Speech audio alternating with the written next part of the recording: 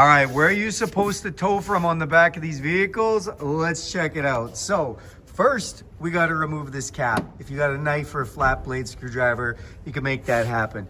And second of all, oh, sorry guys, you need to pull this up. I'm gonna get my friend to help me. Can you grab that out from her?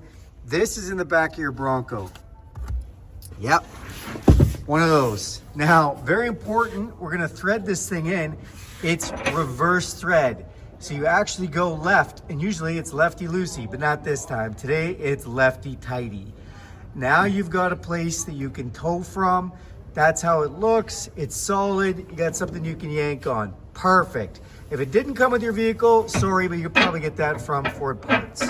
Now you know what I know. All right, guys, if you like that video on the Bronco Sport, be sure to check out these other videos that I have in this playlist right here. That's going to give you a bunch of videos for the Bronco Sport. And if you want to see more of a full video for a Bronco Sport, check this one out right here.